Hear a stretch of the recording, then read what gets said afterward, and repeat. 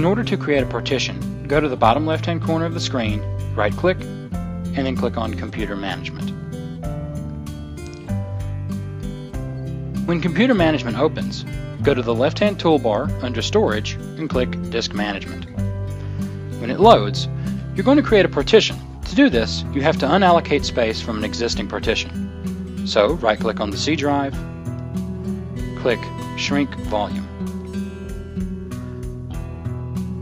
It's going to find how much space it can be shrunken by.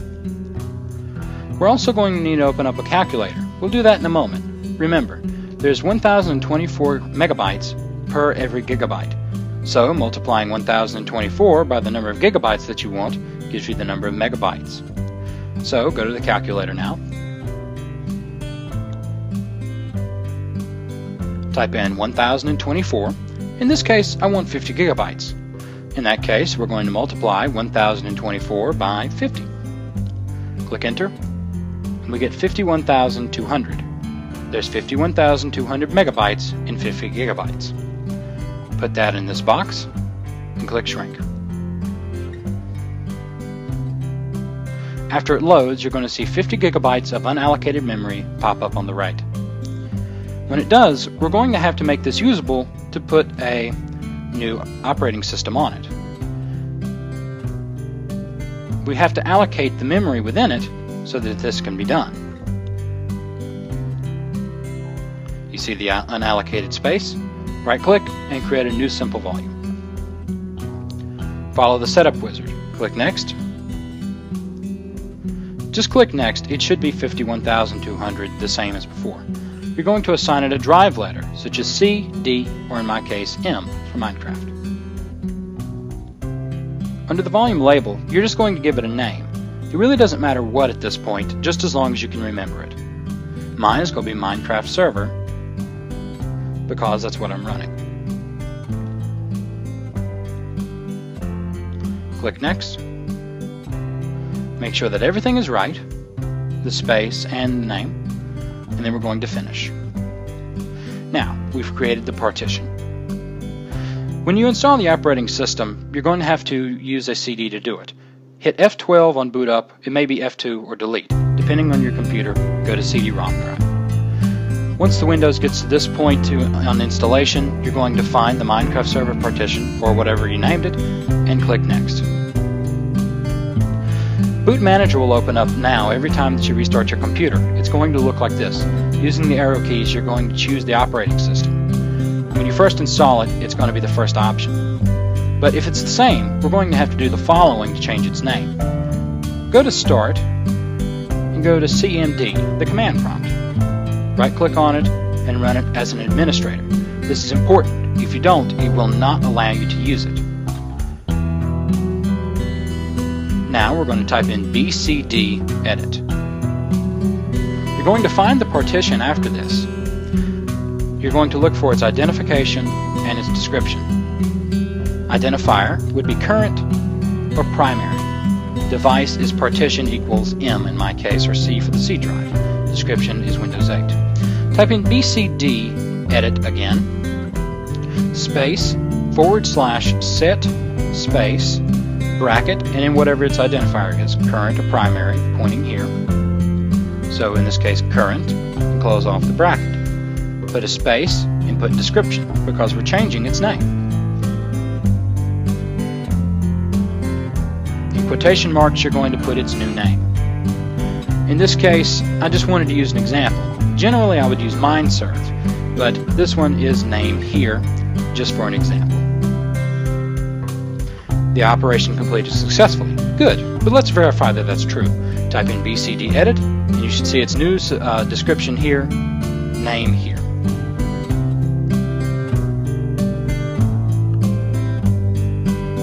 Now that we've changed the OS name, we need to download the Minecraft server. We're going to go to minecraft.net. Be sure that you sign in.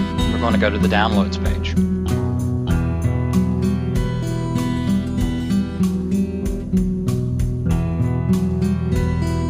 Click Download Now. Go to the bottom and click the Minecraft server.jar. Be sure it's not the .exe as normal. You've got to run the jar in order to work it correctly. Since I've already put it on my desktop, I'm not going to show you how here. Generally, you would just click Show Folder, drag and drop to the desktop. The first thing you're going to do is right-click, New, and a new folder. I'm naming mine MindServe. It doesn't matter what, but this will be what contains all of your server files and your batch file to run it, which is what we're doing now. So you're going to open up the folder that you just created, right-click on the address bar, and click Copy. We're copying this so that our batch file will have the proper address. So let's do a new text document. Don't worry about naming it, just double-click on it and open it up. The first line is @echo off. The second line would be CD space, and then just paste whatever you copied in the address above. If it changes, be sure you change the batch file or you'll get an error. We're going to do Java space dash capital X lowercase mx 1024 capital M space dash capital X lowercase ms 124 capital M space dash jar space Minecraft underscore server dot jar space no GUI. The graphical user interface, or the GUI, is the white window that comes up with the exe file. If you want that to come up, just leave out the no GUI. The next line, be sure you put exit so that the command prompt closes after you stop the server.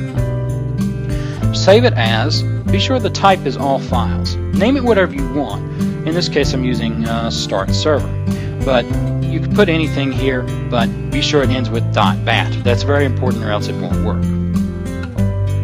You can delete the new text document. We're not using it anyway. We never saved on it. Double click on the start server to verify that the code worked properly. In my case it did. If it didn't, try again or just see if you can find the problem.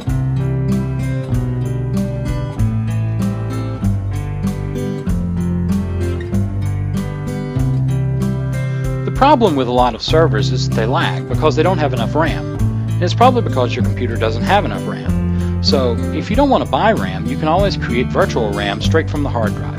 That's what we're going to do next, and 20 gigabytes of it. We're allocating it all to the server. In order to do that, we're going to go down to Computer Properties.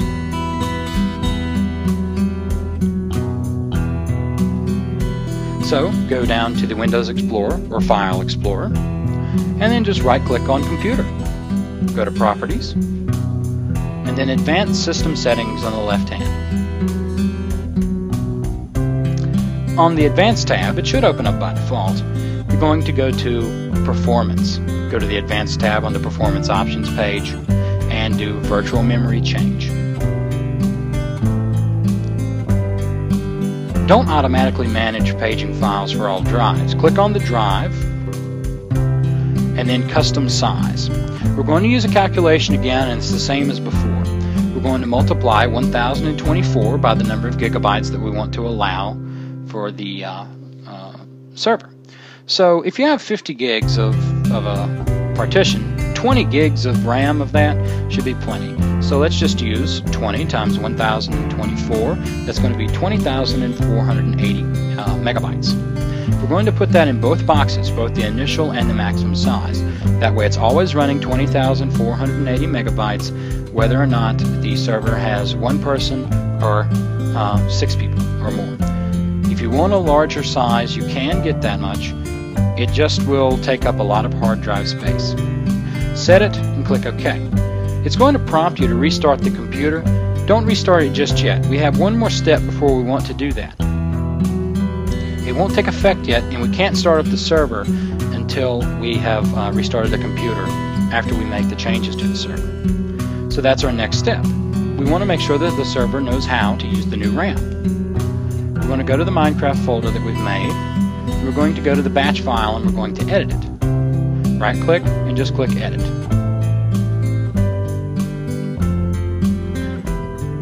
Where you typed in XMX and XMS 1024 before, you're going to change that to 2480.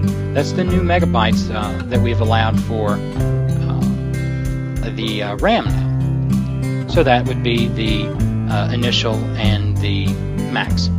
Just be sure that you save it, and then you're going to restart your computer and the file should open properly.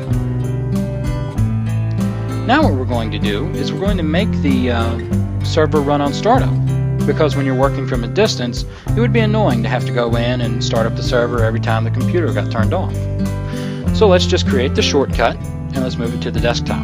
Don't close it out. Go to %appdata%. Just like you would with your .minecraft. But we're not going there today. Today, we're going to the Microsoft folder. Windows, Start menu, Programs, and Startup. Just drag and drop, and press stop.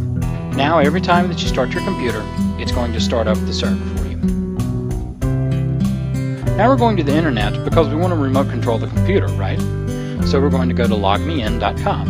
LogMeIn is a great service, and all you have to do is sign up. It's free for life, and you can remote control from anywhere. This includes your computer, your phone, and your iPad. I've already signed up, so I'm not going to show you how to do it here, but you would just give your email and password, and you would have a free account. Just go to Home, and go to the computer that you've added. Download the program to the computer that you're going to be remote controlling. Give it a PIN number, which you will enter here, and then just log in. It's going to take just a moment to connect, but once it does, it's a very quick process to get things done.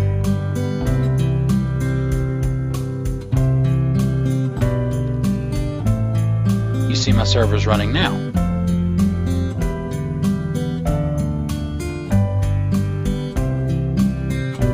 Now what we're going to do is, from now on, every time you want to restart the computer on the one that you're remote controlling that the server is running off of, we're going to make a batch file for it.